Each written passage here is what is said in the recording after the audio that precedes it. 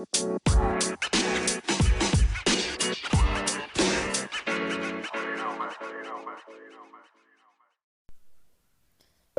you guys, happy Sunday. Welcome back to the podcast. Welcome back to Tomboy Official. I know I have not been on here for a very long time, for quite a few days. I think my last post was just near mid-July, near San Diego's Pride, 2021. So, I haven't really posted since then. But today, one topic I do want to talk about is about, like, kind of the impacts of money on people who are maybe non-binary or gender non-conforming, trans people, LGBTQ plus people, even questioning people, people who might be like, it varies person to person, and different groups of people are definitely far more impacted overall than others. Like, I'm not here to like say anybody's like a victim or, but the systems we all know are just not fair. Like, trans people of color have to go through overall usually a lot more than somebody who might be like a Caucasian heteroflexible male or Caucasian heteroflexible female,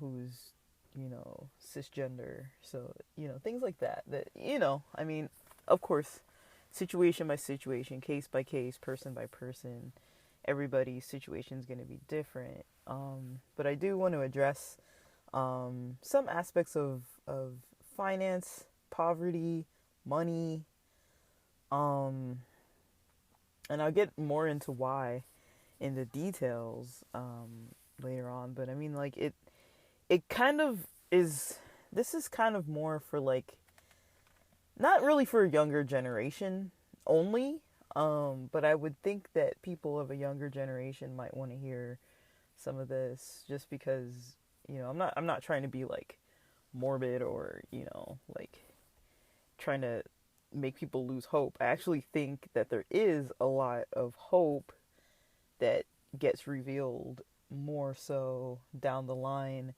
if someone's able to become more financially stable from the time of their youth, through their teens, through, younger adult years, through, early career phases, and then, into like middle adulthood, older adulthood. I don't know if those are the right terms, but just basically I'm trying to say through the lifespan, people kind of tend to notice some differences in different areas. So I definitely want to get into talking about some of those topics. So that's mostly what I'm going to talk about, but I do want to fill you guys in a little bit on like what I've been kind of doing lately, which is kind of cutting into my time and kind of energy, but kind of time more so related to the podcast. And I'm not stopping recording. I kind of needed to take a little bit of couple weeks away just to kind of solidify some things, and just kind of let things kind of like marinate, and then see what the next steps were that I needed to go into. So I'm going to talk some about that too, and then get back into talking about like finance, poverty. I can even put in some general information. I'm not a guru. I'm not a, professional in finance. I can't give people legal financial advice. But I can kind of tell you based on, a lot of the stuff I listen to, a lot of the stuff I come across, that can be pretty helpful. So, with that, yeah, I'm going to fill you guys in about kind of my week too, my past maybe like 2 weeks or so. Just so I like to keep you guys aware of what I'm up to. I don't like to keep it in the dark. But I did want to put the topic at the beginning, so I didn't want to ramble through the whole beginning about my weeks and stuff and then not have, not tell you what the topic's going to be, and then you have to wait for me like 10 minutes later to like tell you what I'm actually trying to talk about. So that was kind of my purpose for that.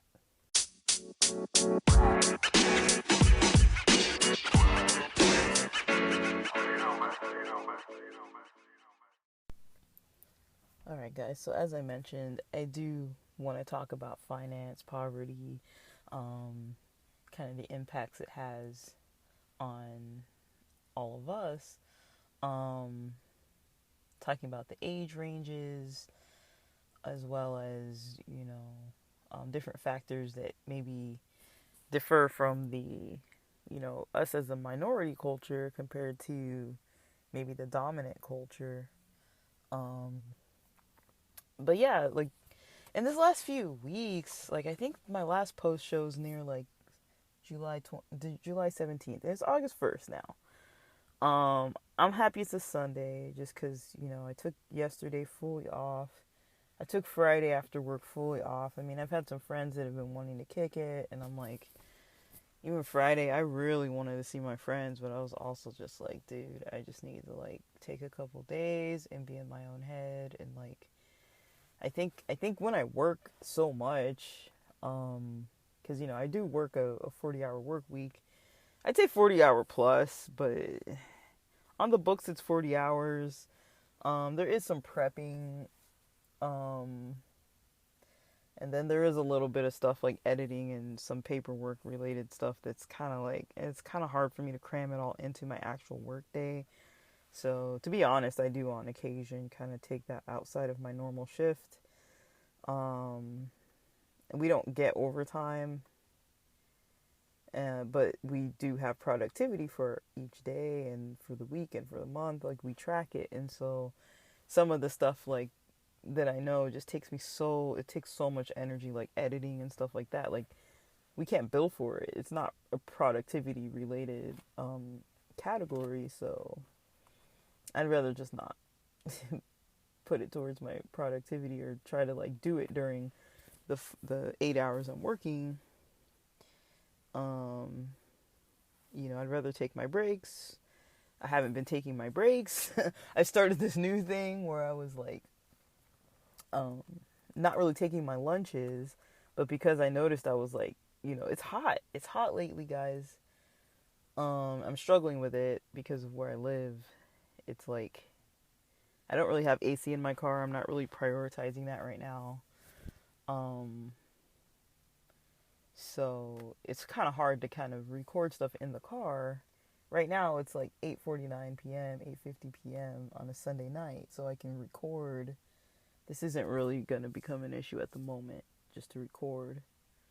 Because I'm in the car and it's cooled off. I'm drinking a Sapporo. I got a beer here. And that's nice. It's cold from the fridge, and I'm not driving. I'm just sitting here in a parked car.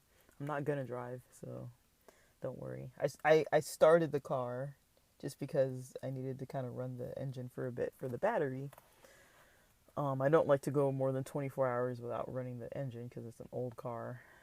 And yeah, so yeah, Friday night, one of my close friends, we usually hang out at his place, watch some sports, maybe smoke something. I was kind of like, sorry, dude, I just don't have it in me. A different friend was like, hey, you want to come out, like to like this lesbian bar that I love going to, and I really wanted to go, but I was like, dude, like maybe hit me up Sunday, like I really don't know. So I know they went out Friday, I know they went out Saturday. I was just kind of like, it's not that I don't want to go out, and I hope people don't feel like that's what it is. It's just that like I need time to myself. Like I was saying, I've been just trying to like arrange my schedule with the heat.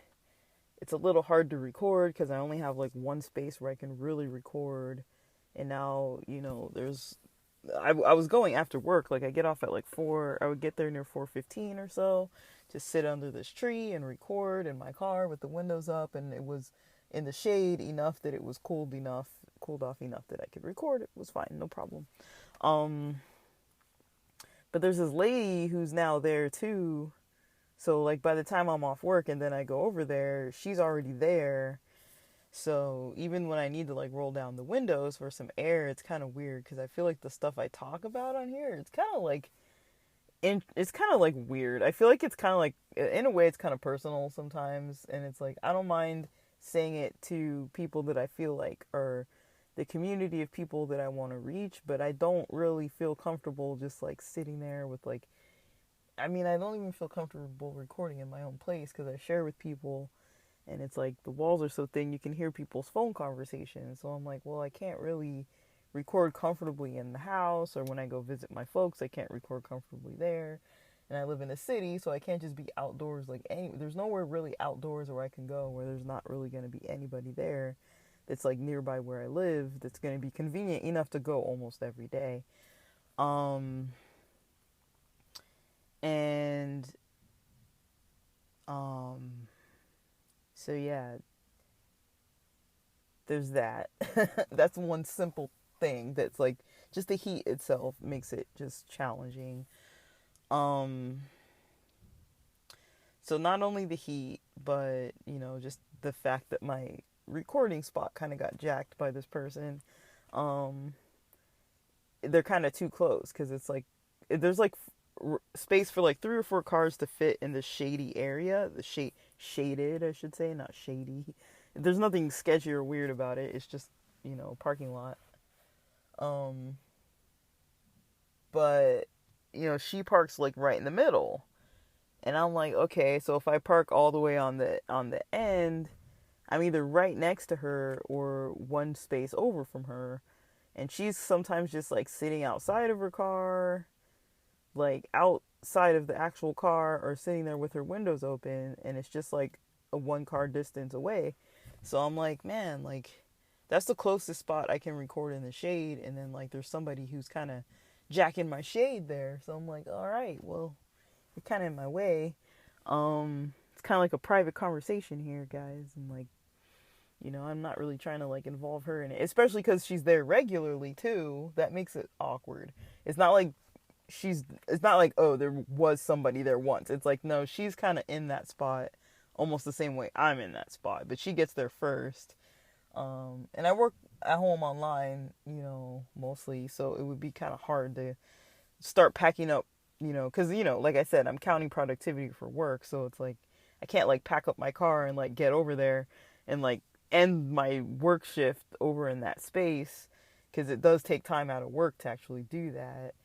Um, and then also I started kind of trying to work out more because of the heat. Like it's hard to work out in the house, and with the Rona on the rise, it's hard for me to be too comfortable in the gym because my local gym, the closest one to me, I love it so much, but it's become so challenging to go to the gym because people aren't wearing masks, and it's just, I don't know if the masks help or don't help. It's just so many more people are there now. It's so many more people not wearing masks and more people there. I feel like I'm just trying to kind of stay in a little bit more now.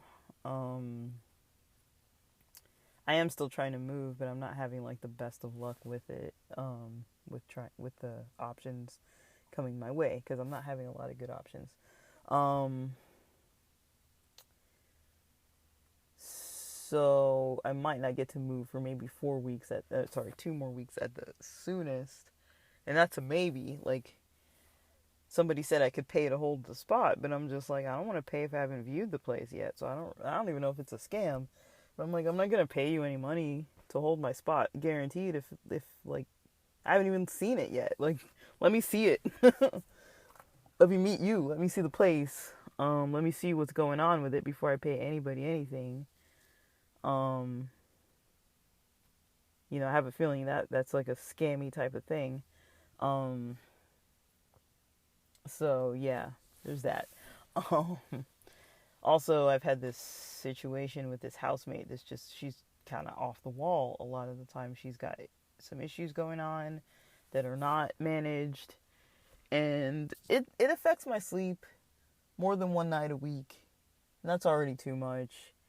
But there was like a night where like I was up at like 2 a.m. because of her. Then I couldn't go back to sleep till like 3 a.m. And then I was like up at like 5, and I'm just like, and then she wakes up at like 6, and then I was like, okay, like I'm already up and I barely slept, and like it was just kind of lame. Because sometimes I push to like midnight. I don't sleep at like 10. Sometimes I'll sleep at like midnight thinking, okay, I'm gonna get like just enough sleep. But then like, if something disturbs me, like she's always kind of like yelling and has these like issues going on. I don't really want to talk too much about it because it's her own business, but it's kind of affecting me. Like I can't like ignore it if I get like woken up by somebody like slamming their dresser against my wall. Like we share a wall, so I'm just like, she's in there like making noise and stuff, and I'm just like, there's only so much that earplugs and a sound machine can drown out. Like I can't drown out that. So it's like, okay, like I'm awake because she's awake, like having like an issue going on. Like she's just all by herself dealing with it, but it's like, I try and be like empathetic, but it's like sometimes I'm like, dude, you got to get this under control because it's really affecting not just you, it's affecting the rest of us who live here who have to listen to this distressing situation that you have to experience. And I feel for her, but at the same time, I'm like, man, like that's the big reason why I'm wanting to move, is because I'm like, dude, I don't really have the energy to deal with this. I don't know, just like odd behaviors and stuff. Like, I understand it, but it's kind of like, it's disruptive. It gets in my way. Like, I just came out to record too because I was like, in my room chilling, and she'd already kind of come knocking on my door a couple times about some random thing that I don't even ever know what she's talking about. Asking me if I speak certain languages, and she seems so concerned about like things that aren't really happening. So I'm just like, I don't know, man. Like, but she's like, I just try to ignore it, but it's like when someone's literally knocking on your door and she knows you're home, like they all know we're all home. So it's like there's only so much you can ignore a person, before it's like, okay, I've even asked, stop knocking on my door. You don't really need anything. Like, I don't want to be disturbed. And then she starts knocking. She forgets after a while. And it's like this whole thing. Like, the guy who owns the place is just like fed up, and we're all just kind of like trying to hang in there. And, I get it. I try to have a good heart about things, but it's hard. It's hard. I'm struggling with it. It's not a major thing that's like disruptive in my life, but it's one of those things that's just an added extra thing that's happening. And then in addition, trying to move and apply to move, and trying to catch the application timings, like near when I already paid rent like on the 25th. It's not due till today on the 1st. But I've already paid my rent, so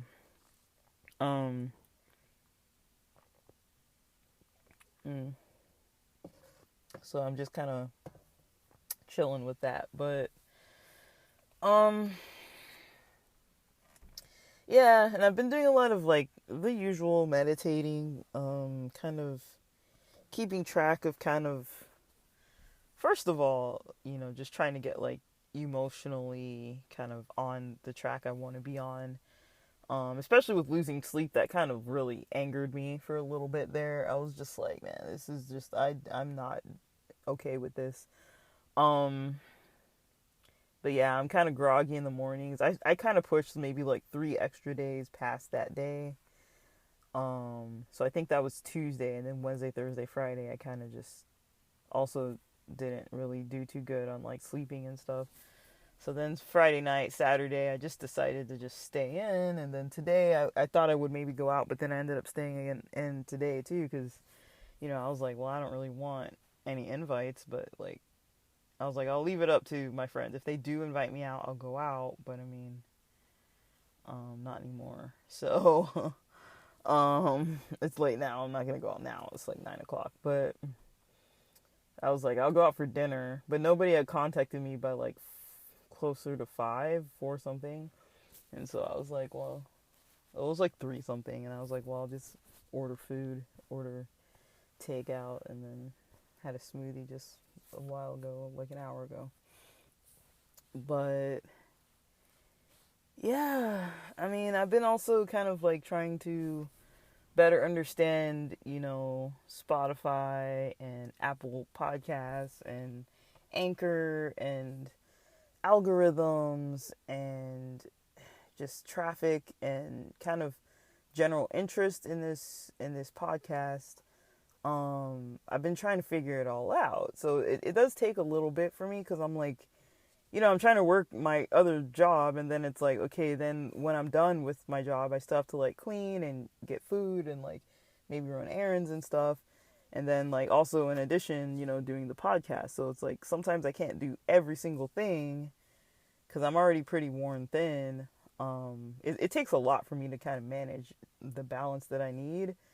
It takes a lot for me, guys. Like, I don't know if everybody's like that, but I know for me, every now and then I just need a crash weekend. This was my crash weekend. I was like, I've been partying, I don't know for how many weeks in June. We just partied through most of June and then the beginning of July. And then by this weekend, I'm like, man, there's a festival next weekend I'm going to. I'm like, I just need to chill.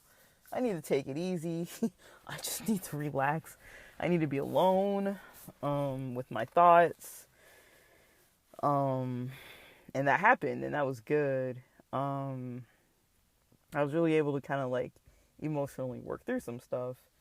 So I think tomorrow morning I'm going to feel pretty clear. Like right now I don't, just cause like, I just don't like this, just how it's going to be.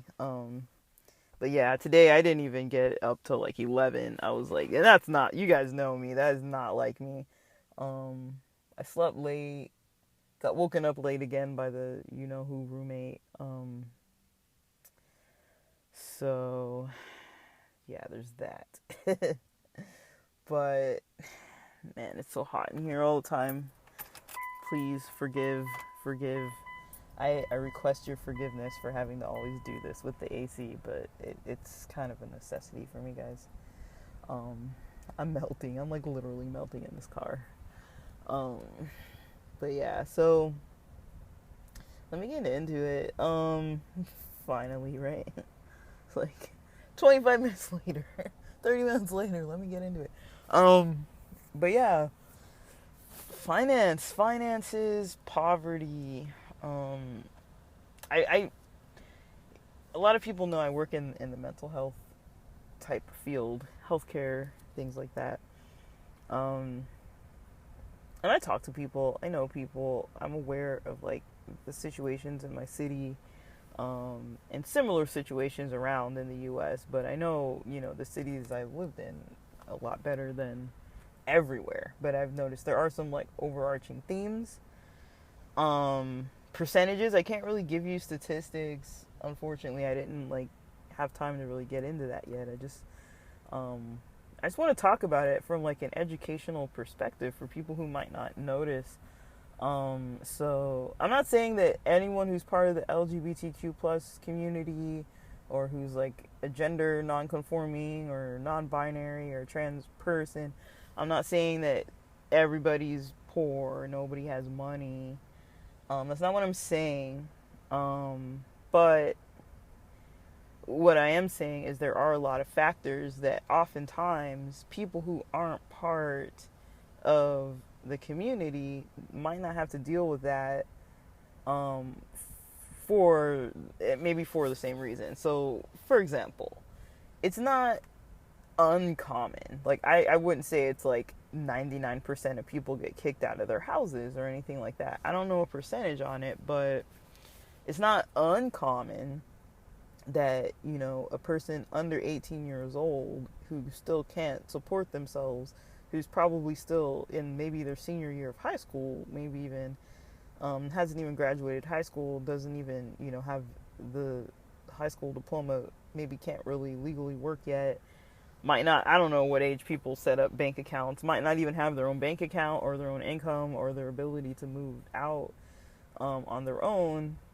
And if they come out to their parents or their guardians and the people who are supporting them financially, putting food on the table, a roof over their head, making sure they have like toiletries and things, to groom themselves, and you know, health care, and food, even the basics, it's like, if somebody kicks you out, I mean, if somebody kicked me out, and I'm in my 30s, well into my 30s, and I'm, working, and I wouldn't say that I have like a massive savings or anything, but I shouldn't really become homeless necessarily.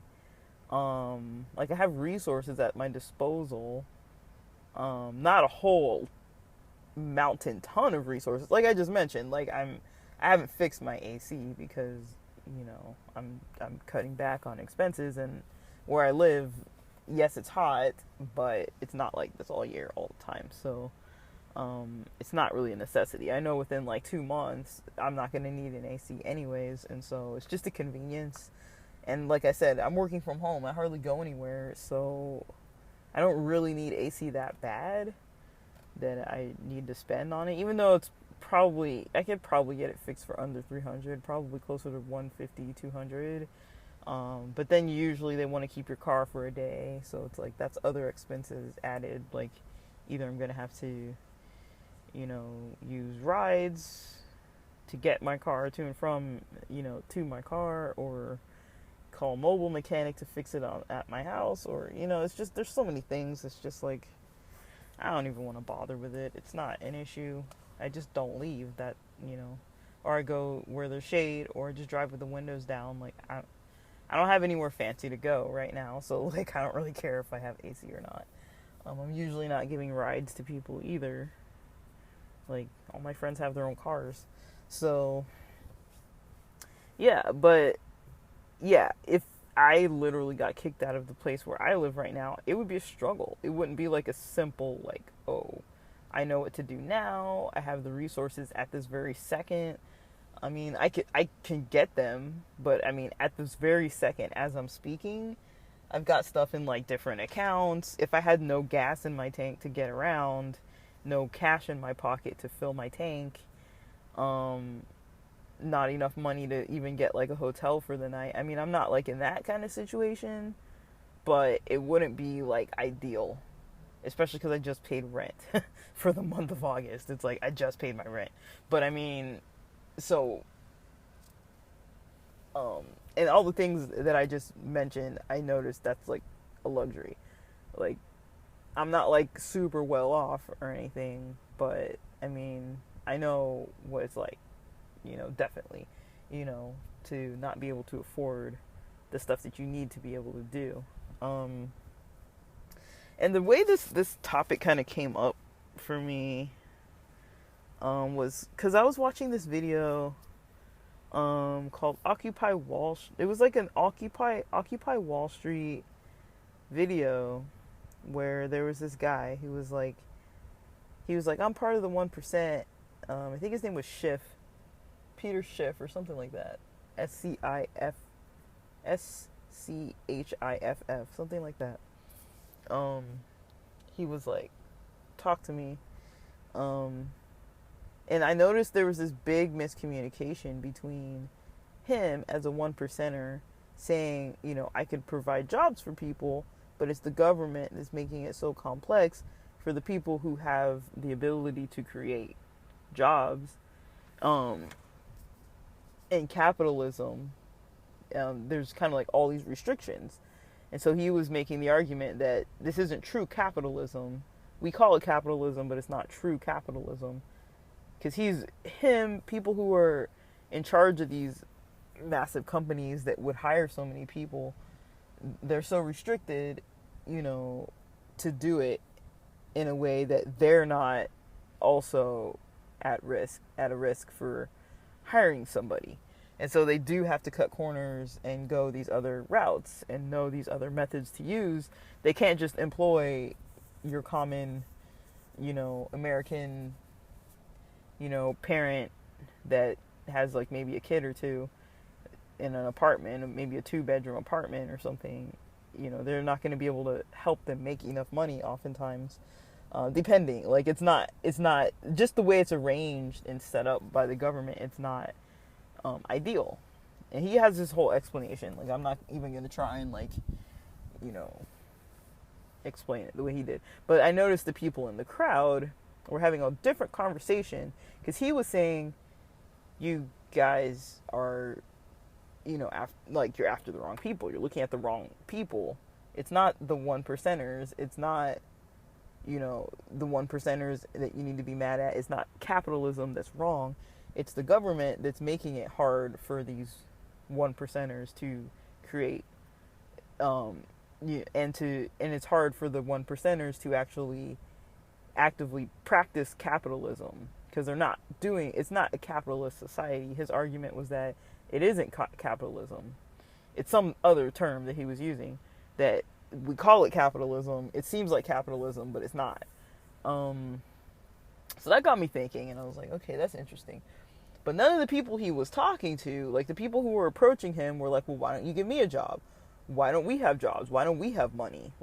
And it was kind of this big thing. He was just like, oh, well, he was trying to give them advice, saying like what the steps are that you would need to do to get out of an impoverished situation, to get, to where you can afford the basics. And he was saying, you need to be able to create a product that is marketable, or create something that, he says you need to practice capitalism, basically, provide goods and services for an income, right?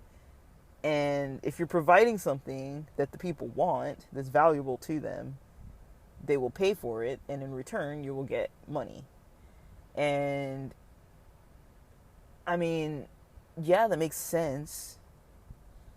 But there's so much more that goes into that, right? Like, you need to know the market. You need to know who you're marketing to. You need to know so many details of, the population, whatever products, what type, is it like an educational product? Is it, are you starting a nonprofit? Like, what is it that you're even doing?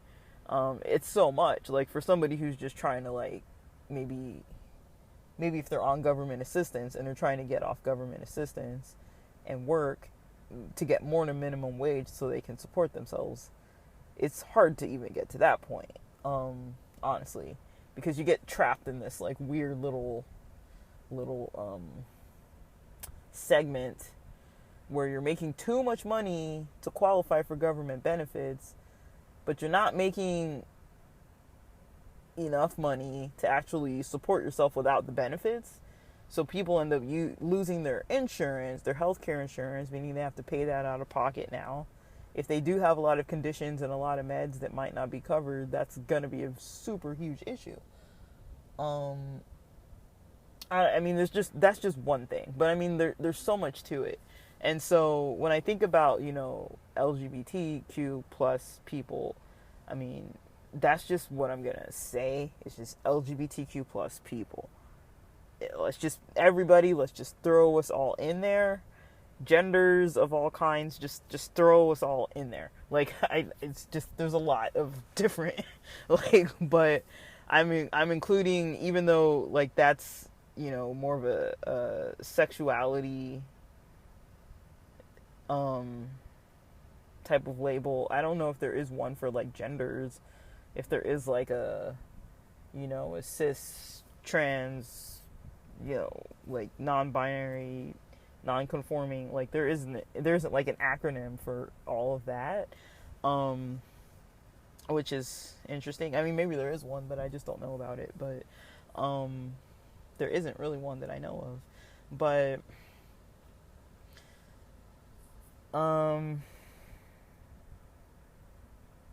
so yeah, I'm not trying to like run around in circles here with like not providing like any valuable information, but like, yeah, like on the educational side of things, what I notice and what a lot of people probably see too is that, if a person is getting kicked out of their house for sexuality or gender related reasons, that's something that a lot of, straight people usually, unless it's like maybe they're like dating someone of a certain race that maybe their folks don't approve of, or a certain, ethnic background or political background, or, there's some kind of like discrepancy between what the guardians or parents prefer as a dating partner for that person's background. That's the only thing I can really think of, or even like age ranges and things like that. Like there aren't that many reasons why somebody would be like kicked out. But with LGBT populations, with like gender, like sexuality and gender related, um, um, I guess if it's like parents having an issue with it and kicking somebody out of their house before they're even able to be stable enough to support themselves. I mean, to me, that's just such a big, like, I don't even understand it in the first place. It's like, if you really love somebody, why would you want them to be kicked out onto the street and suffer, or why would you even make them stay in your house and then make them suffer by like being abusive? It's kind of just like this whole thing that's just, to me, I just don't get it. Like, part of me does kind of understand where it comes from, but I don't understand how they can't overcome it.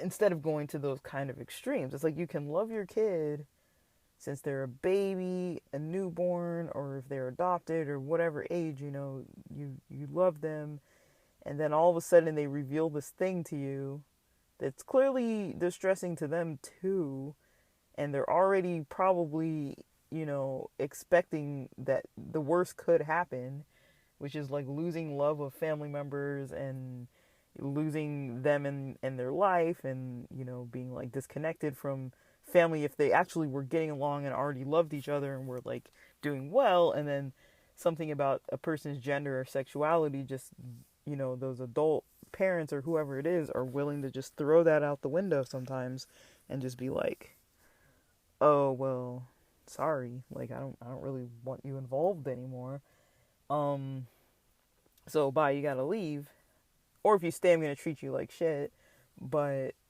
bye, you gotta leave. It's like you don't really see that in straight communities that much, cisgender communities too much. You see it with people with different genders and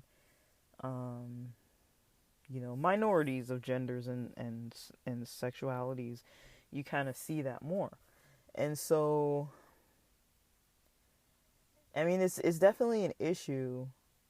Because if somebody's homeless and they're young and they're not even done with high school, or even if they are done with high school, and it's not even to say that the high school experience was so good that the person was able to get out of high school and they're already ahead, a lot of times that might not even be the case because there's so much stress going on at school. It's hard to focus and like get the work done in a way that like, the grades are kind of like on top and everything. Like, I'm not saying it's impossible for people. I really don't even want to put that out there that it's impossible for people to get straight A's, or, just because they're gay or something. That's not true at all.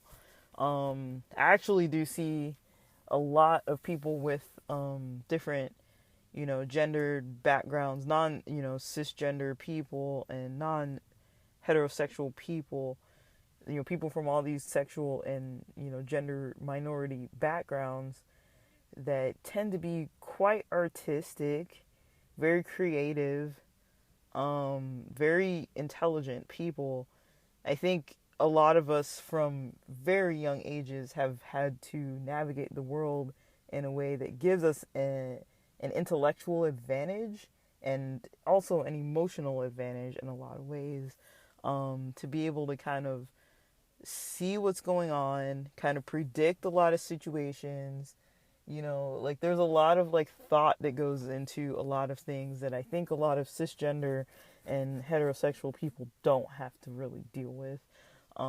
Everything from the way you dress to the clothing you choose, like you get really good at reading social cues and reading kind of the environment you're in and kind of knowing what to expect, and a lot about the place that you live because you have to take care of your safety and take care of things that a lot of other people might not even have to address. They are of a majority culture in that way, and they aren't really at all negatively impacted um,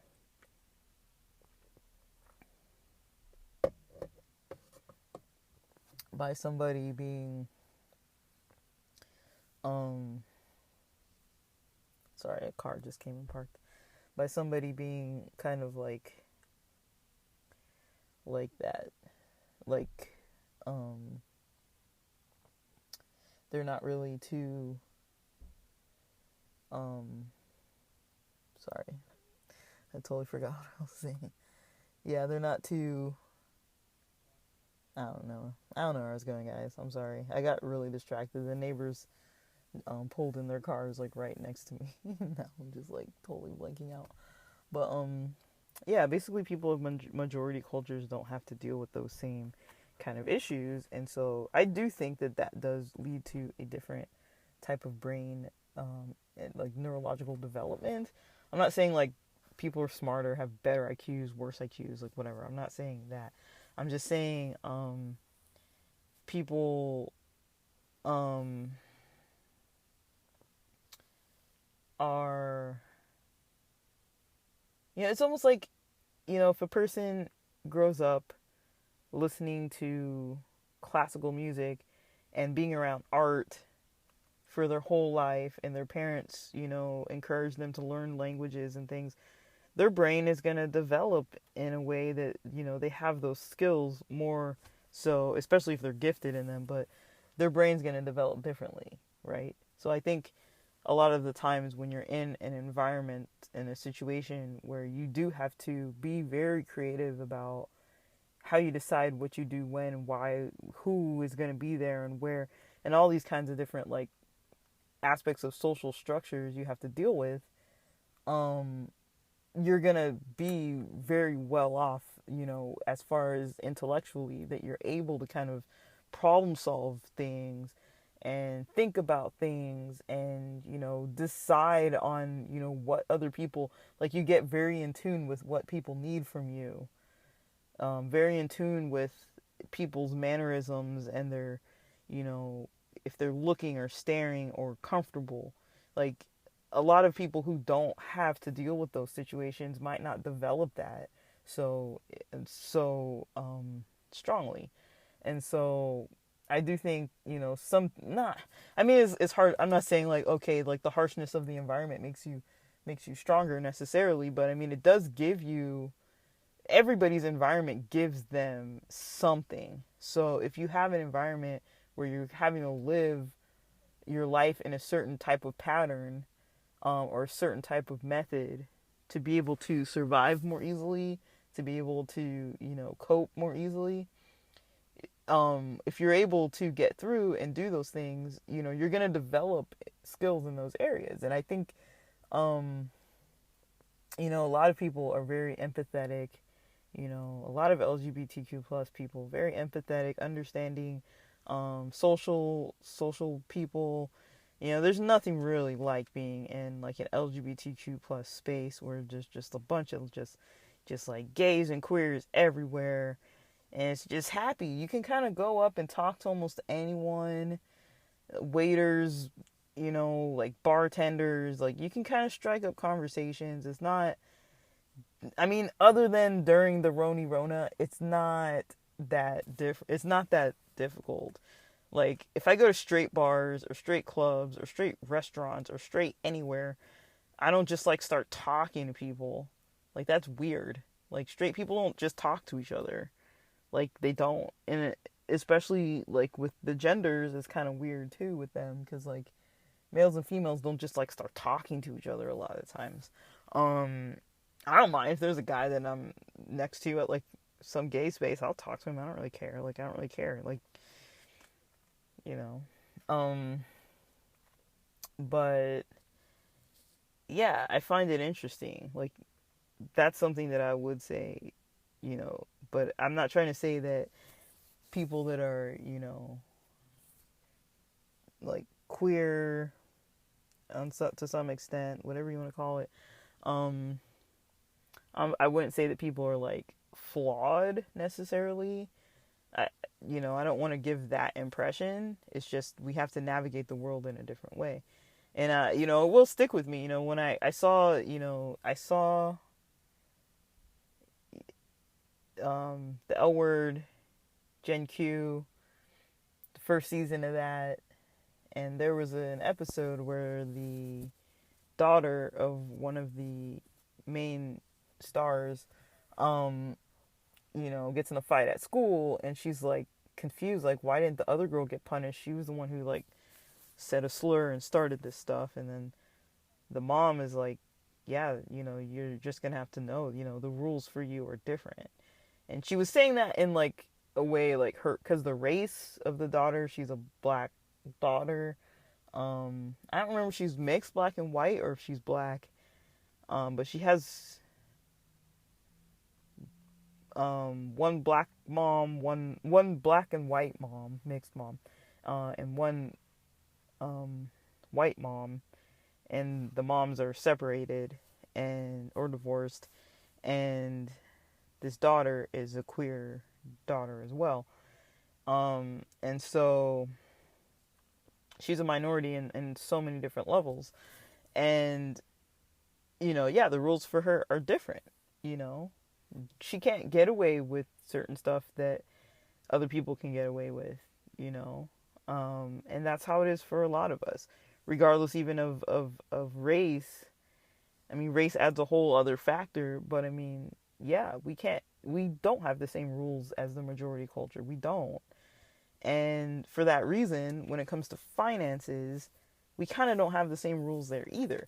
Because if we're starting at a place where you could already potentially lose your stability, as in, your education is getting impacted by, the school system's not even really regulating how people are treating queer students, how teachers are treating the students, how their home life is treating them, how the other students are treating them, how encouraged they are to, like, I mean, where I live, it's not even that acceptable. It's not acceptable to be prejudiced against gay people, against,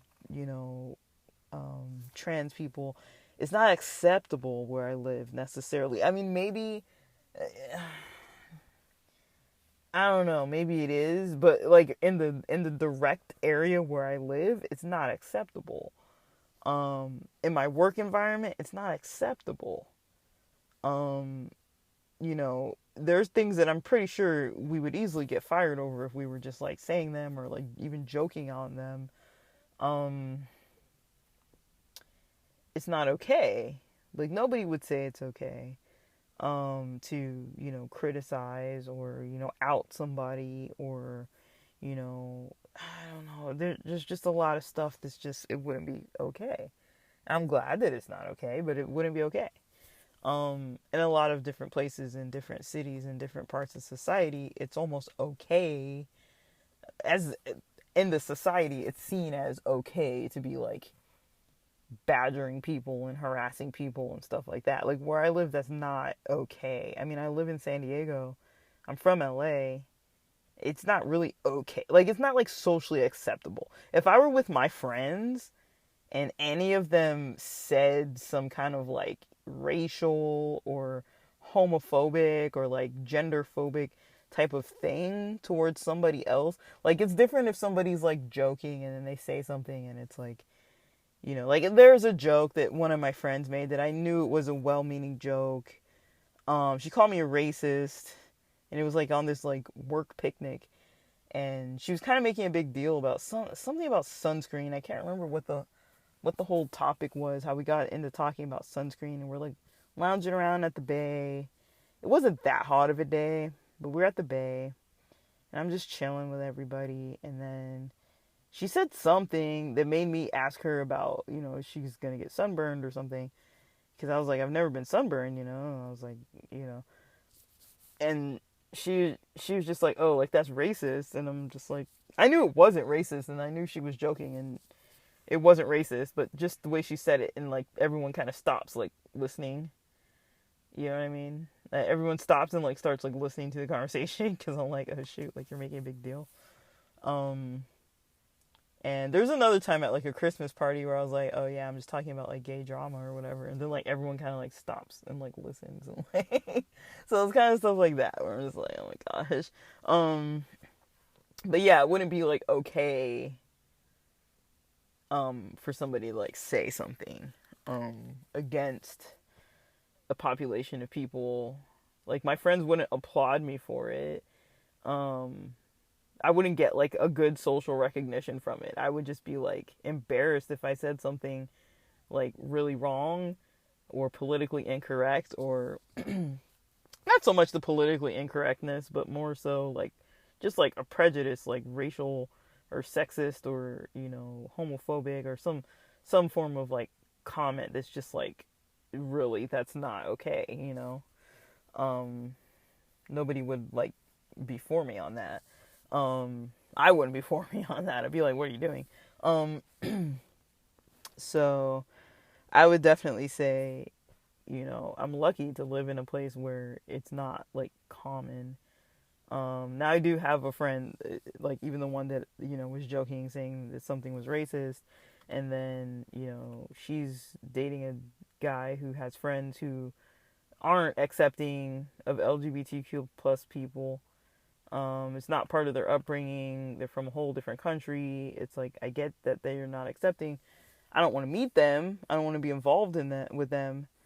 But it is kind of one of those things. It's kind of like, okay, well now how do I hang out with her and her boyfriend with his friends? And then I kind of know how they are.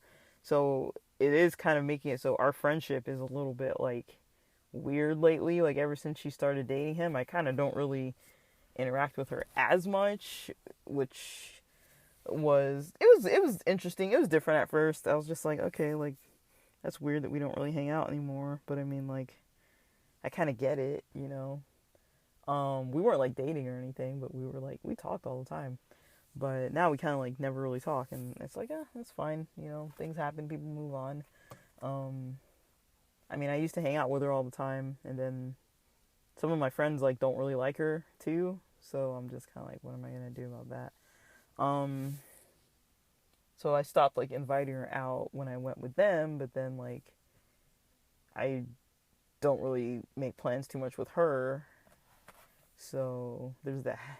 But I do like seeing her during the week and stuff, but I don't really spend my weekends with her too much. She's usually with her boyfriend then, which makes sense.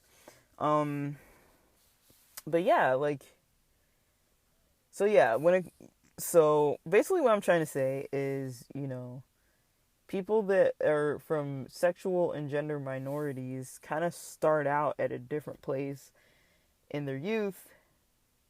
A lot of us know these things about ourselves from the time we're pretty young. I wouldn't say everybody knows, but a lot of us kind of start noticing like, hey, I'm a little different. And people even notice this in like preschool, kindergarten, first grade, you know, on throughout the years. You kind of just notice when there's these different milestones that start coming up, especially when they're like gender related, you know, like very gendered, especially with like dress codes and things, and like rites of passage and things like that, like bar mitzvahs, bat mitzvahs, a lot of religious clothing type of situations, banquets and, you know, parties, and like there's always these kind of expectations where it's like every aspect of your life is impacted. It's like, you know, you're learning to like do some things as a kid, and it's like, you know, all your other friends are looking over this way and you're looking over there. You're like, dude, like I want to go do that. I'm interested in that. I'm interested in those kind of people. I have a crush on that type of person. And everybody else is like way over on this other side doing these other things. You're not doing those things, and you're not feeling those things or thinking those things. So you're just like, what's going on with me? You know, and you can't, that just goes on throughout life. It doesn't like necessarily change or go away. It just keeps on, you know. You can't like repress it out of yourself or convert, I don't know what they call it, conversion therapy. You can't convert yourself out of it. Like, it's not a thing to do that. That's not real. But what is real is kind of the aspect of, you know, so how does somebody get financially stable, right? In our mainstream society, you usually will have to be able to do what mainstream society needs you to do to be stable, right? So you need to be able to work enough to make enough money to have an income. Preferably, the income is more than what you need to spend, significantly more, because you need to be able to save money for like a rainy day, or for like, to have backups, to have some emergency funds. You need to be able to save money for your retirement.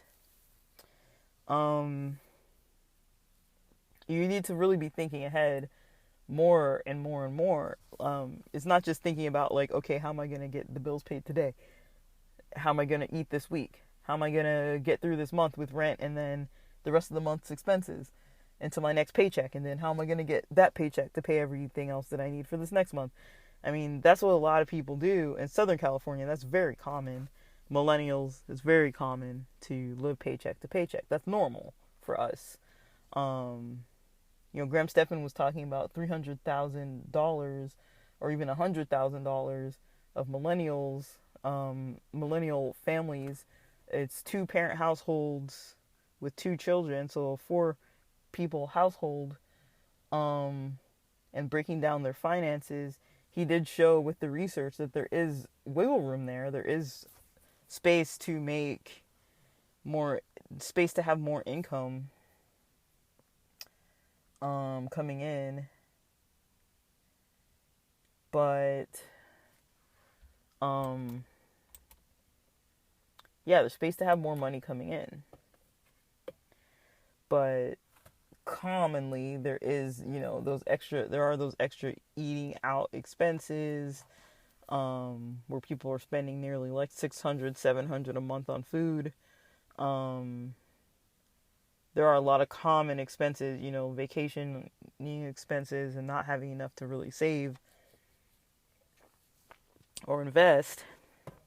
But yeah, if a person can't work for themselves, or can't work to get enough money to support themselves, there's always going to be something that's going to break down, that's not going to work, that isn't accounted for by your current paycheck.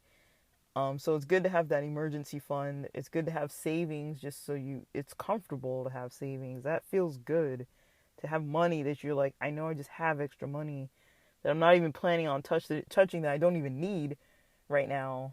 That's a good feeling. Because stress levels play into role. So think about this.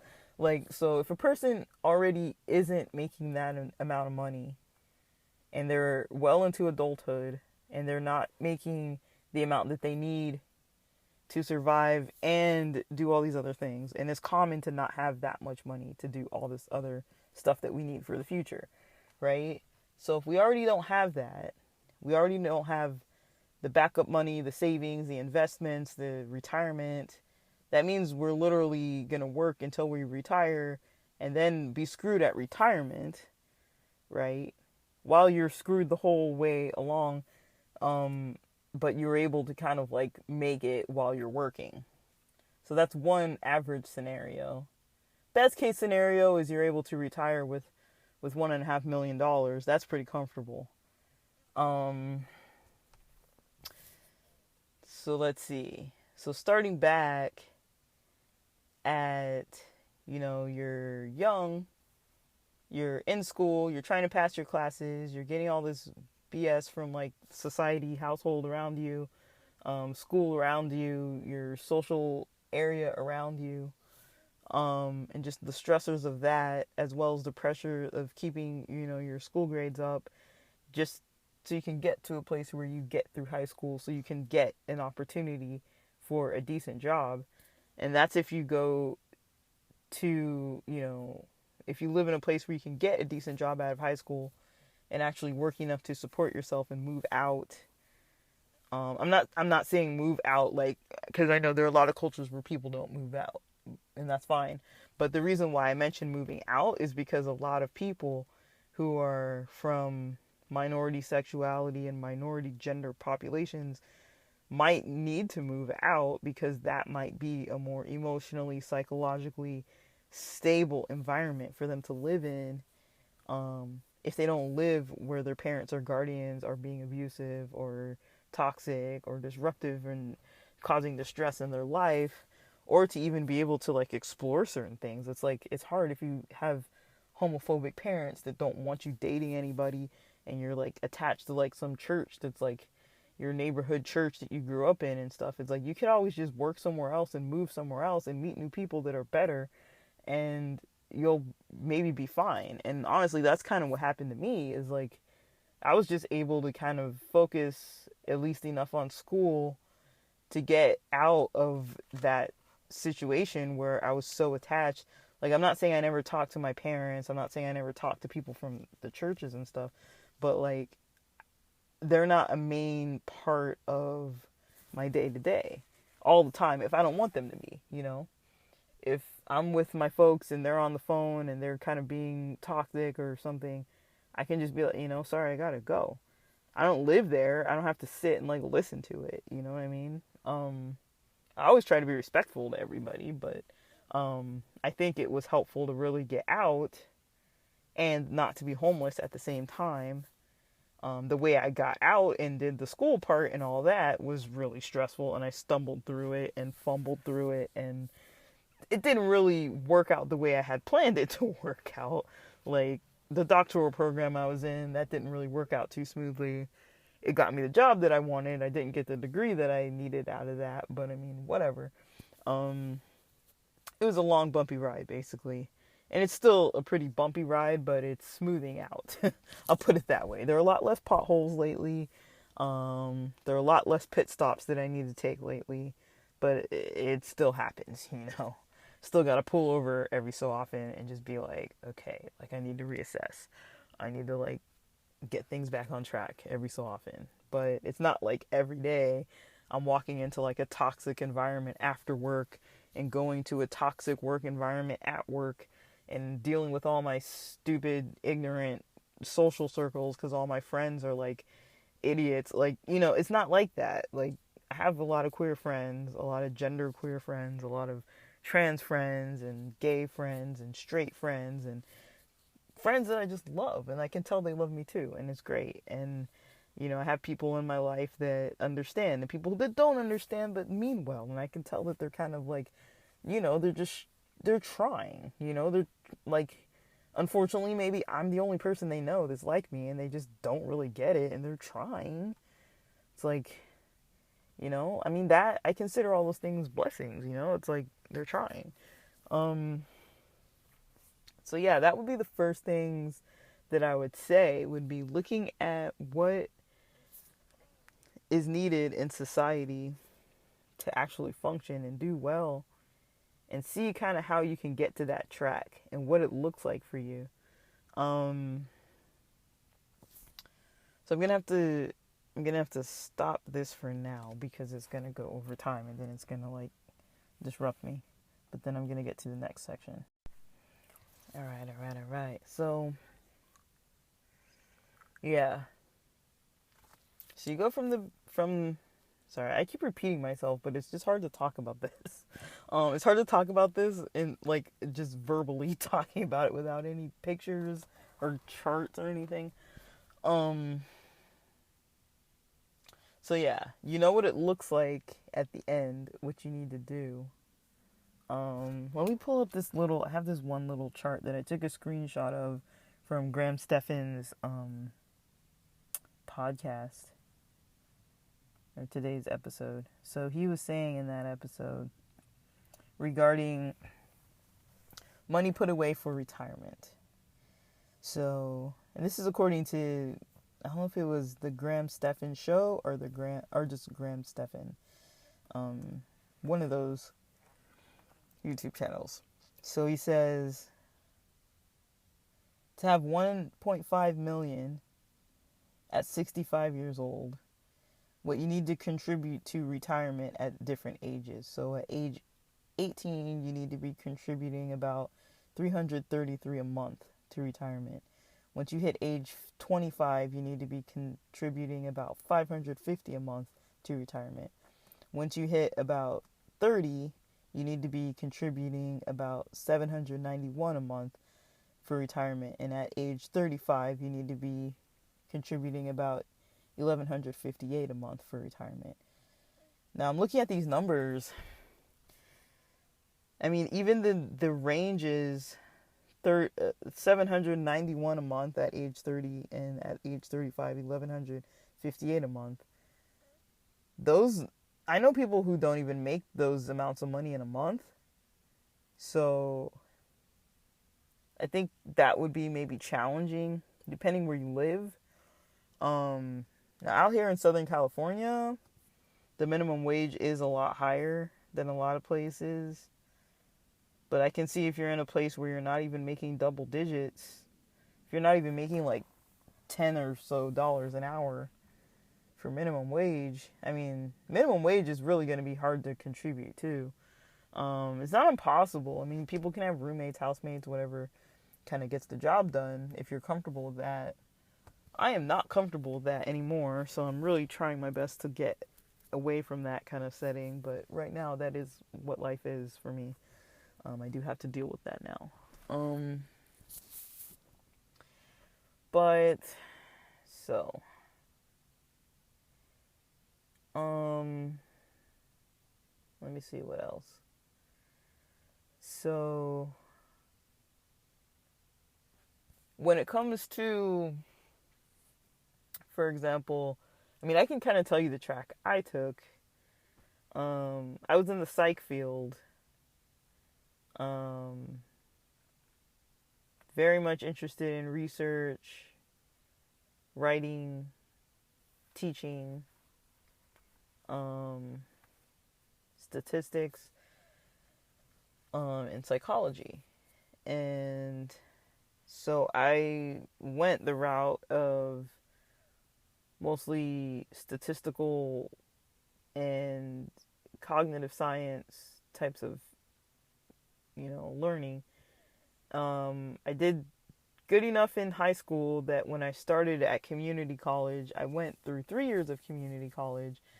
And the reason why was I wanted to take more classes to increase my chances of getting into a Cal State or UC. Now, a lot of states don't have as many state schools and University of the State schools as California does. We have a lot of state schools. We have a lot of universities of California's. I think University of California is just considered Berkeley. But then there's Irvine and Merced and Santa Barbara and Santa Cruz and Riverside and UCLA and there's so many. And California is huge. And then with Cal States, there's a whole bunch of Cal States too. And so that in mind, I did have a lot to pick from because I wanted to stay in California. And so basically in community college, you could do this, I think it was called the IGETC. I don't know now. I mean, I haven't been in community college since like freaking 2003 or something like that. So it's been a while. It's been a long while, guys.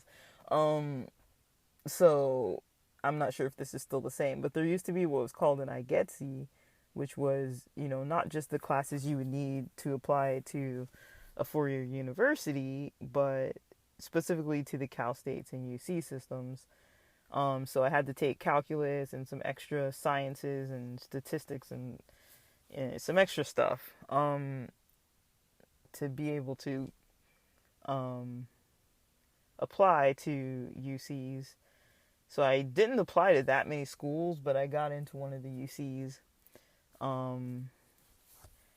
And I don't know how likely it was that I was going to get in or not. Like, I don't really know. Like, I think I applied to like 2 or 3 schools.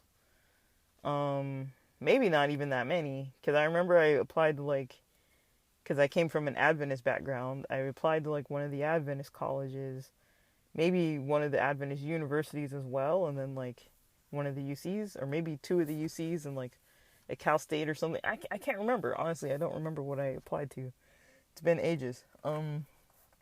But I got in and did the UC. I was at a UC for 2 years. So I just finished it on time. I just did junior, senior year pretty much. And during that time, I was doing a lot of research classes. It was mostly just psych and research, and then like a couple electives here and there. I was pretty involved in community service, like bands, and involved at church and working, and I did like a research job too. So I was actually doing quite a lot now that I think of it. I didn't really notice I was doing all that much, but I was doing quite a lot. And then I took a year between because I was like studying and working, and studying for grad school, like to take the GRE for grad school. So I had taken it already when I was at a UC, and then I was like, I'm gonna need a better score because I think I applied while I was at the UC, and then I took it, got in to a grad school program for a master's. I was at that school for 3 years, and in that school I also took the GRE again because I wanted to go to a doctoral program. So the doctoral program didn't really pan out because I was just having so many like health issues from like stress and emotional things going on that like I basically didn't manage my It's because I was just recently looking at my transcript. So I got 3 bad grades. One was a not so passing grade, but 2 of them were okay. And I came out with a GPA that was a little above 3.0. And that was the 3rd year in. So I got through 3 years of that 5+ year program. But wasn't able to complete it because I was told I can't complete it. But then I think if they would have waited till that semester would have ended, I would have been off of the academic probation. And so, but it just, I can just speak to what was really happening because I can look back now and tell what was going on. But like, that was the first time I was actually like out. Like, so I had left my main neighborhood where I grew up in that whole church setting, but I would go up there every weekend. So I would still drive up there on weekends and hang out with church people, hang out with my parents, see everybody. So I was really not out of town that long. So I was still very involved in that church lifestyle up there. And then after the first year, I stopped driving up there. I stopped doing anything that had to do with religion.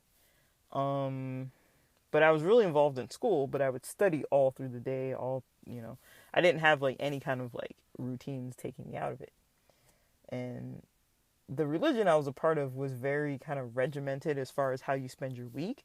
So that actually for me kept things in balance for me, waking up and doing devotionals and doing, keeping the Sabbath and not working. I didn't study on the Sabbath, things like that. So I also noticed I had these kind of spiritual breaks and like time for like relaxation and pondering and like reflection and socializing when we did like Bible studies and things. And like I had all these times during the week where I was like refreshing myself versus when I stopped doing any of that, it was more like now I just study all the time and I don't recover and I don't take even a Sabbath off or weekend off to not study, and I just study all weekend and study all night and study all day and go to school. And it was affecting me because I had all these other things coming up in my life, because after that first year, so second year I was mostly okay till mostly through it, the rest through it, and then by the time the 3rd year started, I was already in the struggle mode. So what happened during my 2nd year, I started meeting all these people that I kind of really liked. I started hanging out with people and this was like locally because I stopped going back up, I stopped leaving town every weekend. So I just stayed put, started socializing around, meeting a bunch of people, queer people, different people from all over, and noticing like, hey, these people are really kind. They're really socially kind of not toxic and kind of more wholesome and the kind of people I think I need to be around. And they seemed to want to be around me. They always wanted to hang out and do stuff. So I was like, well, let me just socialize with them because I know them. We live right near each other. Like, let's just hang out, And so I started hanging out with them. and interacting with them and socializing with them and becoming part of each other's lives. And, that led to more things like developing crushes on people that were, maybe the same gender, and there wasn't really anybody there telling me not to do anything about it, or no one in my social circle that would have been like, oh, that's not okay because the church says don't do it. Like, there was nobody there. Like, my parents don't need to know. I didn't tell them. Like, nobody needed to know. So I didn't tell anybody. And I just lived my life and started doing my own thing. But I did not know how to, like, do a lot of things. I was just like, I don't know what's going on. I was told that this is wrong, but it doesn't feel like it's wrong. But it seems like I was taught that it was wrong. I had, like, nothing guiding me but myself. I had no time for, like, reflection or, like, self-development of any of this kind of stuff. I was just plowing through, and I just basically things just kind of came to a halt because I couldn't really manage. But from that, because I was in a, type of interning type of situation, while I was in school, the place that I was sort of working for free was like, well, they're so short-staffed and the turnover was so high. They needed staff, so they just hired me on because I was already qualified to work there. So they just hired me, and I started working there and have been there ever since. So that's how I stumbled into what I'm doing now. So, but yeah, I did have the opportunities, in the psych field. When you're doing research, you're working with a lot of people. When you come into the clinical realm, you're kind of working with a lot of people. And you kind of know people who know different people that you might run into or that might help you out with here and there. And so that's kind of how that works. But I'm kind of way off topic, but I'm just mentioning all that to say that, it wasn't like super smooth just because I left. I left, a toxic church environment, a household environment that wasn't really working for me at that time. Like, I was angry, but I mean, I'm not anymore. But I did have a lot of anger and resentment that I got over. But,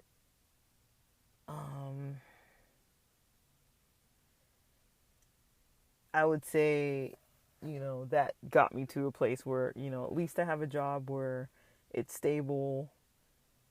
I know what I get every single paycheck. I never get paid late. It's pretty stable work as far as I notice. We seem to be doing pretty good at this new company. So I really do think that, education is an important thing. If education isn't something that's important, because the thing that's different between, okay, education versus building a portfolio and having experience, right? Experience is very important too. Portfolio is very important too. It shows your work. It shows what you can do. But education is important too because our society commonly recognizes degrees. Your degree doesn't say what you've done. It doesn't show work that you've done. I mean, you can put that stuff on your CV, talk about it in your cover letters, and, have some information in your resume, but it doesn't show anything to your potential bosses. So it's good to have work to show. Even if you make up your own projects, which may sound so stupid and geeky, but just showing that you know how to do what it is that you need to do. I made websites and blogs of like statistical, like, I don't know if anyone ever looked at it, but I always just like put them in the bottom of my resume, like, here are my websites, and it would be like teaching all the statistical things that I had learned in class, and I just kind of like, put it in my own words as if like I was teaching it, and like categorized it from like, population sizes and sample sizes, and like, going through all the like the research designs that I knew and stuff, and like making mock projects and, analyzing fake data and stuff like that. Like, it was fun. And I mean, not everybody finds that fun. I understand it. I'm weird and rare, but yeah, it was fun, and I think a lot of times people don't really notice um, that they can kind of do that kind of stuff. So I would say education as well as a portfolio. If you can't do the education route, definitely developing a portfolio either through companies that can help you. If you can't get into a company, you're going to have to spend your time, you know, demonstrating your learning through a portfolio of some sort. And you're going to have to probably start at the bottom, and that's fine. I mean, give it like 4 or 5 years, and that sounds so long, but to be set in like 4 or 5 years, um, it's still fine. It's like it's a you're playing a short game and you're playing a long game too. The long game, you still have to think about what you're doing after retirement. The short game is get your monthly expenses paid.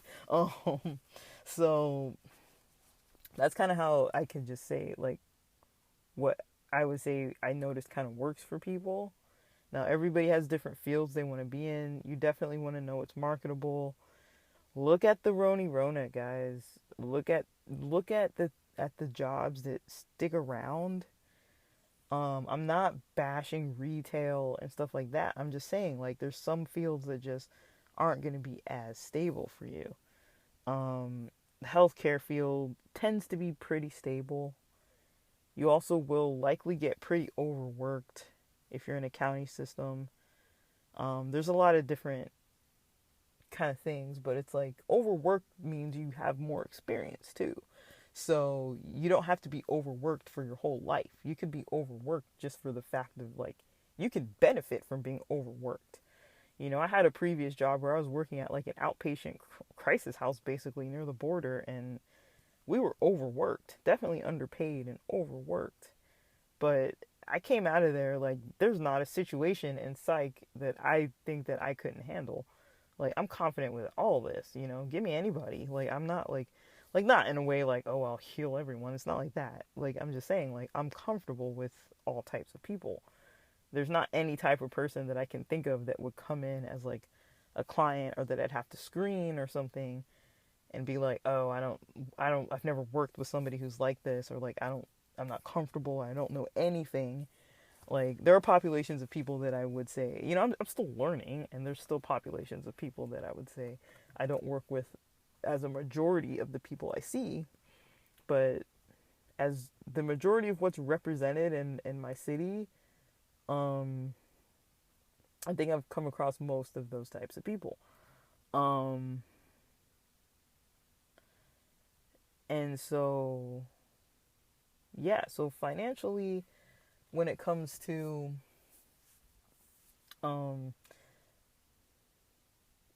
you know, people choosing work, people choosing careers. So this is like after you've finished school, when you're trying to get into work, it's different. Maybe it kind of depends if you want a job versus a career. Um, a job is just kind of like you work at a place, but you're not necessarily trying to be in that field.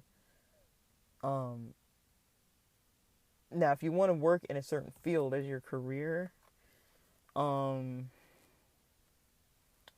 I mean, there are a lot of us that are just kind of, breaking the ground, and I kind of joke and I say like, I literally made my own dress code like for work. Like, there's nobody that I know at work that dresses like me. Whenever they've said like you have to wear this or you have to wear that for these special days, it's like I don't like take advantage of it and just like not wear anything appropriate, but I mean I just wear whatever I think is appropriate for me. Like also I work at a very understanding, lenient site that they mostly care about your work ethic, and they know me, and they are very patient with me. I know that they are. They're very understanding.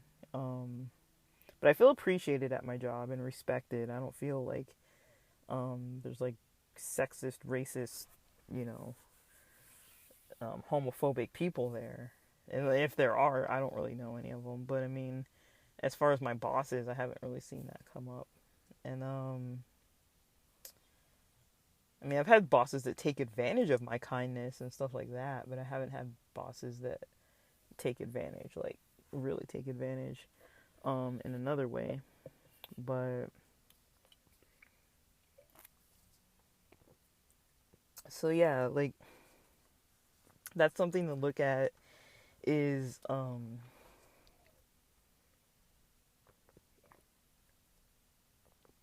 of what your um kind of where you're at with things, you know, when you do try to go into jobs, careers, kind of know what to expect, um, their policies, your rights. Ask around, see if you can find information about like how do they treat like LGBT people, like how do they treat people of different genders? Are there things that could potentially be coming up for you? What race are you? What ethnicity are you? You know, there's going to be things that are going to come up just as a minority group that you already can't predict and you might not find the information, but you want to know, you know, is it going to be a problem? Certain fields you're in, is it going to be a problem to be in a field, you know, a certain field, you know? I'm not saying avoid it if there's just like prejudiced people around. I would never say, oh, just avoid it, but um sorry. My lights turned out and I kind of freaked out. I thought the battery was out. But yeah. But yeah, I'd never say that to just like don't take that into consideration. But it is a part of finance too, because you need to be able to get the job and keep the job. If you can't keep the job, especially if it's in the field you want to be in and it's related to your career, you don't want to burn bridges in your career field because people know each other, and this is like international. This is like countrywide. People know each other. Like I came from a research background, and you know my dissertation chair, all those people, I don't really like talk to them like all the time. We're not like homie buddies, like. But if I go, like my friend wanted me to go to North Carolina, there's a there's a lot of research out there. And I was considering it because I was like, yeah, the research jobs are really legit. And so I was like, yeah, I could go out there. And like, I would have no problem just dropping names and being like, yeah, I've worked for this person, that person out in LA. Like, they know me, they know my work. Getting a recommendation from them and things like that. And, you know, these are people that have like, you know, I've had professors, what was her name? Dr. Dervosela. I think she's on, what's that show about the eating? There's a show about like eating disorders or something. But you can look her up, Dr. Dervosela. I took some classes with her before in my grad program. And different people like that. I mean, like, I don't know if they even remember me, but I mean, I'd be surprised if they didn't, actually. I kind of stick out like a sore thumb. Like, not only am I, like, very dark-skinned, but it's, like, gender-wise, I think I just, like, throw people off. And, like, that's a big thing that people notice. Like, I'm not, like, a super masculine-presenting person, but I'm also not, like, super feminine-presenting either. And I think it just throws people off because they don't know what to think, and they don't know what to say, and they don't know what to, like, they can't put me in like too many boxes and they just don't know. So then they have to talk to me, and then they talk to me, and then usually people are like friendly with me, so I'm like, cool. Like, I like talking to people. I think it's fun. Like I enjoy people a lot. But yeah, like you don't want to burn bridges though. Because, you know, those are opportunities. You know, the bridges are the opportunities.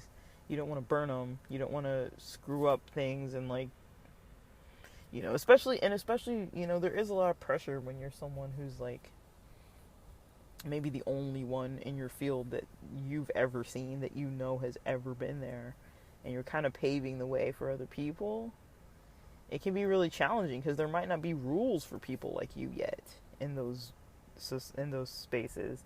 You know, there might not be a bathroom that you can use where nobody's going to say anything about it. There might not be, you know, dress code things that apply to you in a way that makes sense to you, but it makes sense to them. So there might be this back and forth sometimes in places that are wanting to learn and listen and like understand and really take advantage of like the cultural differences and diversity and really think about, hey, I might be hiring more people that are like this person somehow and using you to like learn from you, not necessarily intrusively, like asking you like, are you a top or a bottom, and like, who'd you fuck today, kind of stuff like that. Like, I mean, like, that's totally inappropriate from your boss or anybody if you don't want them talking to you that way. But I mean, just sometimes I think there are things that people, if they don't have to think about them, it's never crossed their mind because they don't have that creative way of thinking about, okay, these are the policies, but what about these types of people? They never thought about hiring those types of people or what it would look like if one of those types of people worked in their office. And you might be one of those types of people. And then they might actually be in an okay place like where I work. You know, I remember having this discussion about how come I can come into work if I wanted to wearing a suit and a tie, but my gay male friend, if he wanted to dress in drag and come in with a wig and a dress and a skirt and some heels, you know, that might be an issue. And then the boss was kind of like, would it be an issue? And she was kind of like, I need to get some clarity on that because I don't really know, you know. But it's like, yeah, she wasn't saying like don't come to work in drag, but she was kind of like don't come to work like to like if you're gonna like don't come to work as like a show to distract people. You know, it's different. Somebody just dressing in a different way versus, you know, you come in and like, you know, you have like a theme song playing on a boombox and like dance your way into the hall and like you have a whole routine about it. Like that might be a little different. But yeah, it was just kind of a conversation that hadn't really come up too often, and I was glad to hear that the boss was wanting to actually speak about it, so that was cool. Not every work environment's like that. That's going to be cool, but you want to have a work environment that's going to be helpful. If you're in poverty and you're not at a place where you're either able to work, looking for work, or you're kind of just trying to like dig out of a hole kind of situation, and I'm not trying to make light of it, I'm just saying, like, if you're in a situation where it's like it's not just as simple as picking a job and sticking to the job, like if you might actually have to be, you know, trying to get things stable to a place where you can actually be eating and sleeping in the same place every day and have your own spot, that can take some work. I would say there are, I hate saying this because it's kind of bullshit, but it's actually true at the same time, and I've seen it work, but it's not fast. It's not like as fast as it should be. It's not as fast as I wish or want it to be, but it can work for a lot of people, is using your county and government resources. I know people don't want to hear that, but knowing about it, being knowledgeable, asking questions, learning about it like it's your freaking job, knowing how this whole system of how to get housing works, know what types of doctors need to sign what for you, knowing where you need to go, what types of programs are going to be more likely to get you into housing. Even if you do have to utilize a shelter for a while, you might be actually able to get housing faster than certain other places. If you're homeless, what places in the city are better to be homeless in so that you can get better services and housed more quickly? I mean, if you're in the busiest part of the city that has all the homelessness resources taken up, it's going to take ages. But if you go to a place where there aren't really that many homeless people, you might actually get housed quicker because they have the resources, but there's not like a wait list of like thousands of people, which is sad to say that is even like a thing, but it is. But just trying to get to a place where you're stable isn't that easy, because I mean it's I hate how it works. I was like, you have to be stable to get stable, right? Like, it's just so stupid. I hate it. But there are food banks around. There are resources. A lot of people's insurance will give you free transportation to and from appointments. Not all, but it can be arranged. A lot of times you can talk to your doctors about it after appointments, arranging transportation, so at least you can get to doctors. A lot of times if you're connected to doctors, you might find out a lot about resources from your doctors. A lot of times they might not know. Case managers usually know a lot, and they're usually connected with psychiatric programs. There's like different levels of care, so hospital systems, crisis house systems, those two are usually at the top. There's other types of inpatient systems that are usually at the top. There's outpatient systems that are kind of like high impacted crisis outpatient centers for like severely mental health symptoms. And then there's like outpatient that's like your primary care doctor's office that also has a psychologist and a psychiatrist. You might see them once a month, once every 2 months. That's not very often, versus those other sites, you might see them every week. So that's different. But you can usually get connected at case management at all those levels. And that's usually the people that can set you up with resources, set you up with IHSS, set you up with, if you do need to get on disability, they can help you with those applications. Look for clubhouses, they can help you. There aren't a lot of resources. There aren't enough resources. But if you learn, just go on the 211 website, call them, talk to them, ask them questions. Not even if you need it for yourself. Just ask on the lines. I mean, this is what I do for work, but you can just call the different lines, ask them questions, ask them, and go through the motions as if you were doing that. I need to know how to get money to pay for my gas. Is there a gas card? Calling different, the access and crisis lines usually have a lot of psychiatric support too, as well as 211. 211's also 24 hours. And you can call and you can get the information that you need. And a lot of it, there is a lot of running around. There is a lot of this number leads to a dead end, and then you got to call back. But it's like, it's different when it's an immediate need and you need that, versus when you're just learning for educational reasons.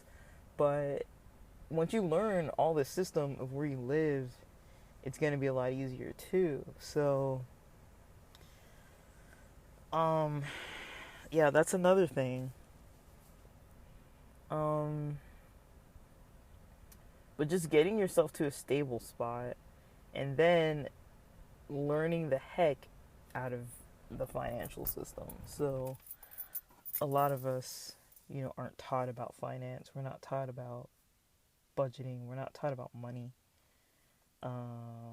We often know that we overspend and overuse and don't have enough. A lot of us are emotional spenders, meaning that we spend based on how we feel, and usually if we're feeling pretty stressed and overwhelmed, we're overspending. And the more we overspend and run out of money, the more stressed we're going to be, so we're going to keep overspending. Get out of that cycle. Do what you can to get out of that cycle. I mean, I've been in places where I literally was like, I'm not even going to look at my bank account till I start seeing a text come in that tells me, hey, you're kind of running low on money here. And then it's like, oh shoot, I'll stop using it then. And then I get in panic mode because I'm like, I don't have enough money. I've used the payday loans and the freaking other loans and money, and fucking don't do it. It's probably almost honestly better to be late on a bill than it is to use a payday loan. Because if you don't have a strategic plan to pay it back, which everybody says, I'm going to pay it back, and they don't. So you borrow $255, you end up paying $300. And if you get paid twice a month, this is twice a month, you're dishing out $45 extra to some place. That's $90 a month you're spending to borrow an extra, what is that? Like $510 or something. You're borrowing $510 for $90 a month. Um, just look at your money and just start not spending it where you don't need. Listen to a lot of Dave Ramsey if you feel like what I started doing when I wanted to overspend is I would just listen to Dave Ramsey episodes, just random ones.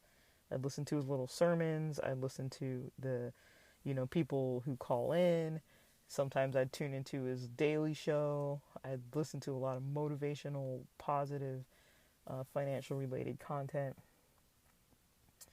And just got into better habits. I would say my most difficult, most expensive habits are Uber Eats and Uber just getting the rides. Because if I'm getting rides, that means I'm drinking, which means I'm spending even more money. And then if I'm ordering food, that means I'm already spending like $25, almost $30 on like one meal.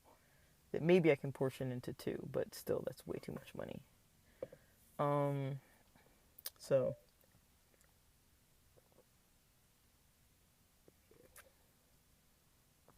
sorry, still drinking this beer, but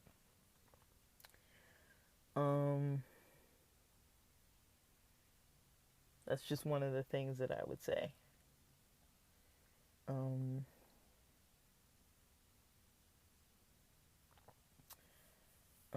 so you definitely want to notice about your um your your I guess how you spend emotionally, how you just spending in general, spending habits, spending patterns, things that you can cut out, that you really just have to get some emotional toughness about with yourself and say, like for me, I can tell you what helped me. I was like, it's worth not feeling the embarrassment of walking into one of those payday loans or having to call a family member to ask for some money. It's worth not having that embarrassment to spend a little bit more time just cooking some, instant noodles real quick, or getting like a can of lentils real quick from like Rite Aid or whatever. Like something quick that's easy, because that's usually what I wanted. It's like the reason why I order is because I want something quick and easy. That's quick and easy to order, but it's not fast. It's actually faster if you already have like canned foods and stuff around. So, stuff that you're gonna eat. Like I'll eat like those Chef Boyardee things, even though they taste like a can. I'll eat like those lentil soups and like salads, and there's a lot of types of stuff that I will actually eat. So, yeah, I would say focus on that too. But um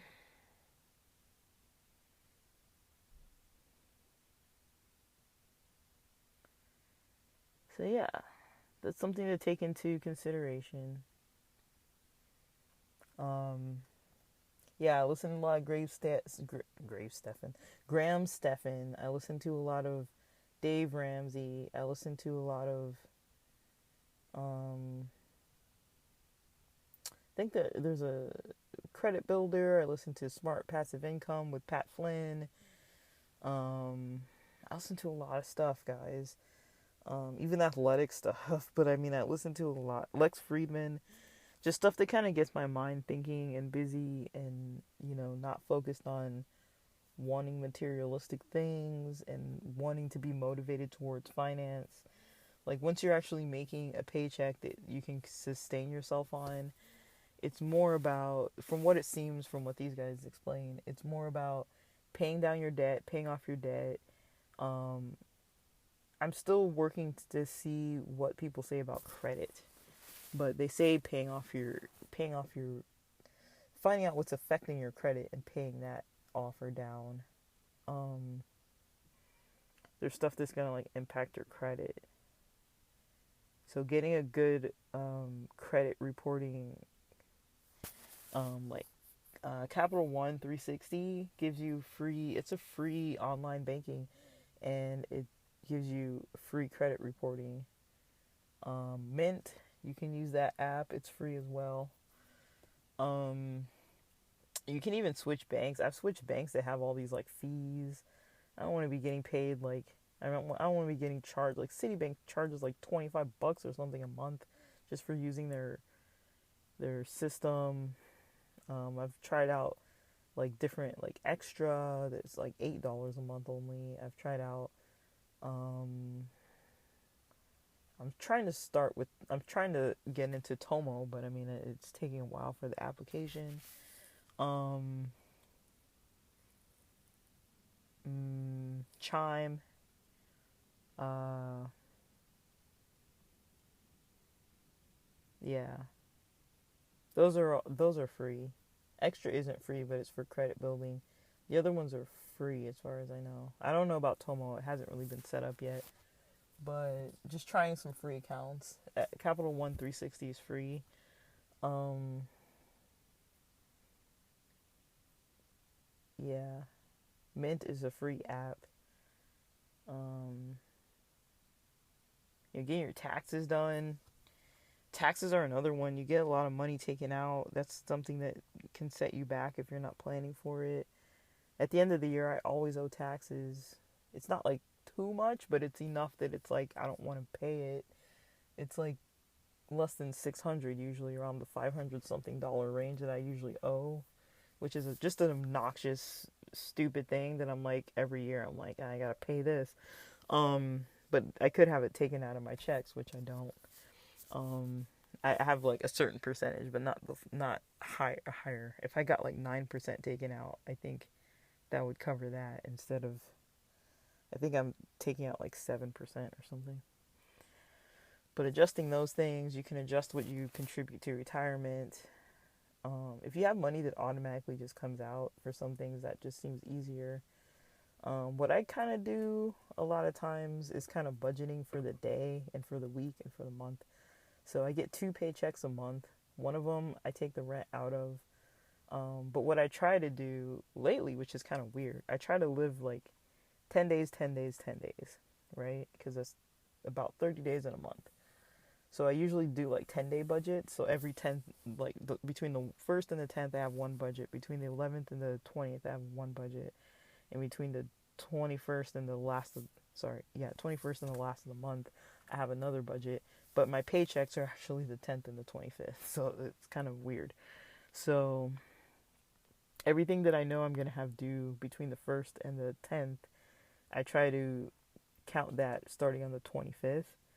I try to set that money aside, and then all the money goes there. So what I try to do is say, if between the 1st and the 10th, if I have any event that I'm going to, how much do I think I'm going to spend on that event?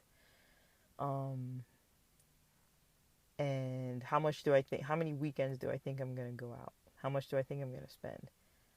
Or I tell myself how much I want to spend or not go out.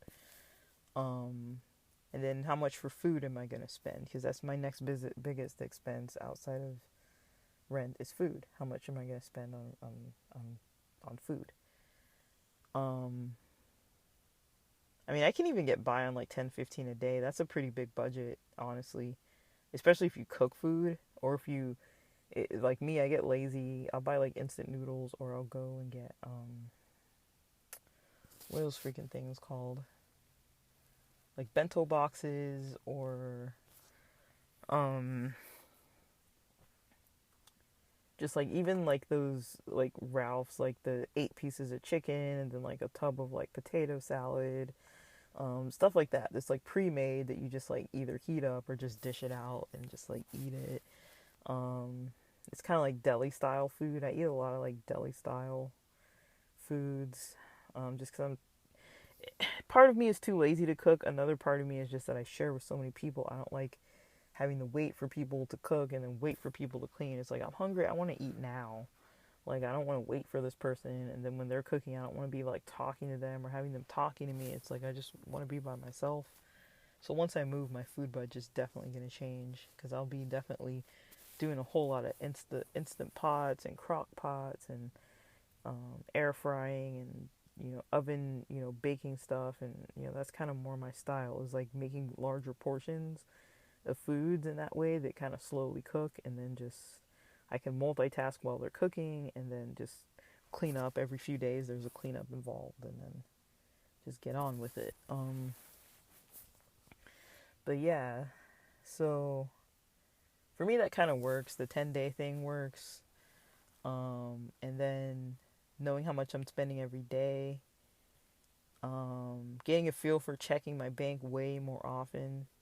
Not just waiting till I start getting alerts all over the place, but checking it once a week, I think, is probably the minimum amount to check. I mean, I think it's better to check every day.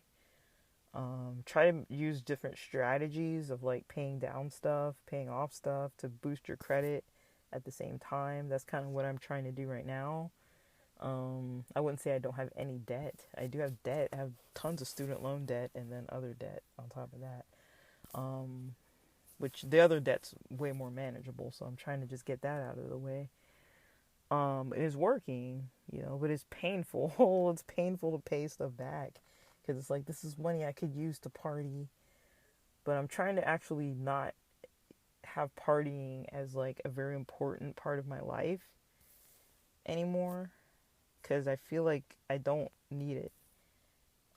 It's just a financial stressor for me. Like, I feel like, okay, I get why I like the party, it takes my mind off of things.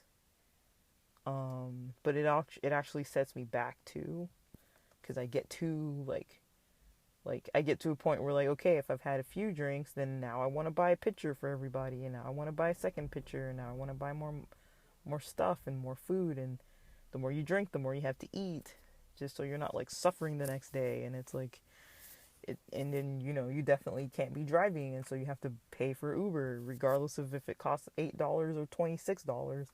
You got to get home safely, and then you might have to come back in an Uber to come pick up your car wherever you left it across town. Either way. So there's a lot that goes into it. If you're hungover the next day, you can't drive and go. If you left your car at some parking lot or something, you might have to order something from like Uber Eats, like from Denny's, to like get something in your system so you can have energy. It's like drinking for me can create such a big issue. Like, just on the financial end, having to spend on Ubers and having to spend on Uber Eats and having to, figure out, how much to drink, where and when, and, eating on top of the drinking. It's like, it costs a fortune. Like, I don't know, if you're dating someone and if you like to pay for people that you date and stuff like that, I mean, it can be way even more expensive. But yeah, guys, check out some of that stuff. Check out some of the stuff that I'm mentioning here. I'm hoping it's helpful for everybody. I hope this discussion on topic is helpful. I mostly wanted to talk about how people can address like poverty issues. I hope that was helpful. Like the resources I've mentioned, it might be common knowledge, but I would definitely say, stick with it, being consistent, not disengaging, going with word of mouth too, hearing about other people's success and how they got there, trying to follow maybe the steps that they took, seeing those same providers who kind of seem like they know more, that have the patience and things like that. Yeah, when it comes to learning about finance, I'm still on a journey too, but I would say during this Rona, I really learned a lot by, having the time and energy. Instead of out partying all the time, all my free time, I was like actively learning and applying what I learned. And it was hard. It's hard. It's still hard for me. Today I still ordered an Uber Eats just because I was like, I don't want to like get up and get dressed and go do all this just to go eat. And I'm like, okay, it's a pass. It's a weekend. Um, but just knowing if it's going to hurt you financially. You don't want to hurt financially, because hurting financially is more than the finances. There's a lot attached to finances.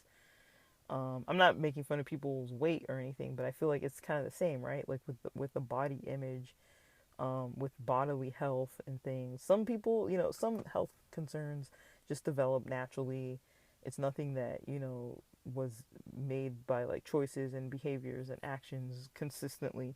But a lot of times, someone has like certain conditions where it's like they could have been managed if the other stress levels and depression and anxiety and all that other stuff was managed before, then the eating problems may not have manifested into another physical health issue. And that's kind of the same with like finances. It's like if you're managing your stress and depression and anxiety and all the trauma and all these other things on that end, it's going to be a lot easier to manage your money because you're not making these financial decisions in a vulnerable state.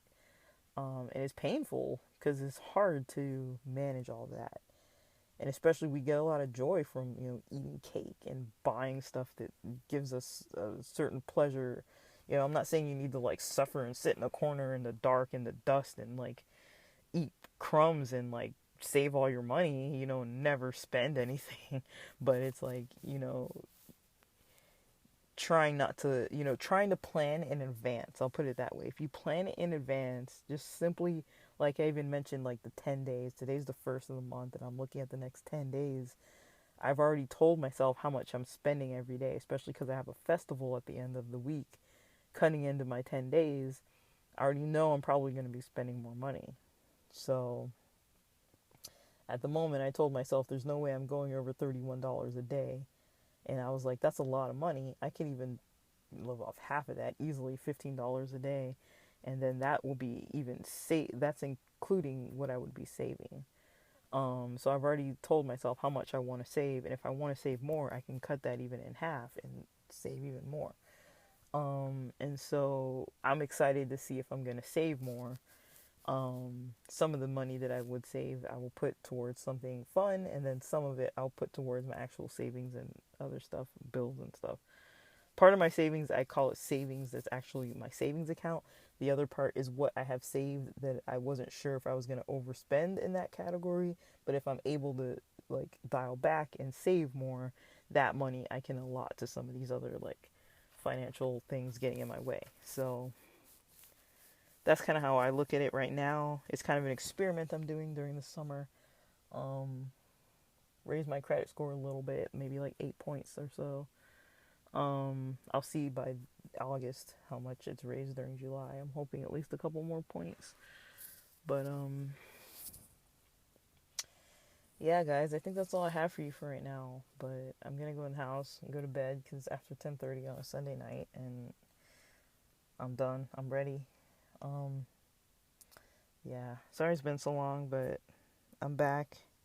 Thanks so much for listening.